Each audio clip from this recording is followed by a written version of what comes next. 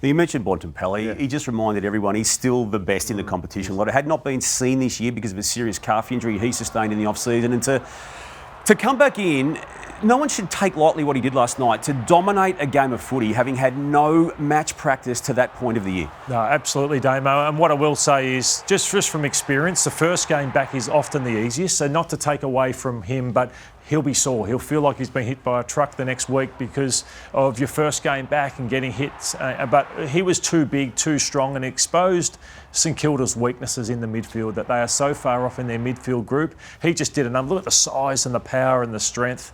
And the authority. And the way he, not that he needed to have a reason to galvanise his club, Lord, he was already doing it before Sam Darcy went down. But the moment he went down and the moment that they realised as a club that this was a serious issue, the way they just got around each other. And he led the way as always. And the numbers that he produced himself, they were reflected in the numbers the Bulldogs produced to just destroy the Saints. Yeah, a Ross Lyon side hasn't been belted like this ever.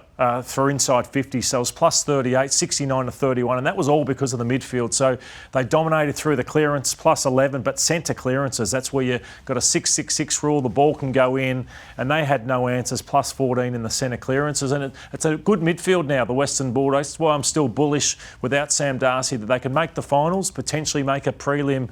Maybe with you what think they've they're got that good still? Yeah, I think it's just because they've still got enough, I think, in their side. And we take a look at the vision from last night and the midfield dominance. It's what a player Fraser's become. So he's one that's one of the biggest improvers in the game.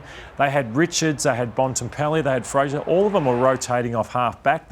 He had weapons. Liberatore, what a game he played. So he's an inspiration like Bontempelli. Kennedy's slotting in well. Kennedy's slotting in, and people are asking why isn't he still at Carlton. So and is it fair to say Riley Sanders has probably played his best game last night? I agree. So that is the reason they are special. Tim English, he's still got to get better and improve, but it was a dominant display. The authority with which Fraser's playing, Lordo, clearly he's got a licence to take on the game like this, which is great for a guy who's still so young. Yeah, and he's very good, Riley West. So without Darcy, he plays above his height also, Riley West. So it was a really, really strong game last night. And Norton did get better as Darcy went off because he probably thought, now I'm the man, more ball's going to come through me. So we may see the best of Norton out of a horrible situation. And Liberatore kicking that goal there, continuing his great form in 2025, even with Bontempelli back in it. Does Bontempelli need to go forward just to finish this conversation on the Dogs? Yeah, I think so. I'd say 60% midfield, 40% forward now for the rest of this season.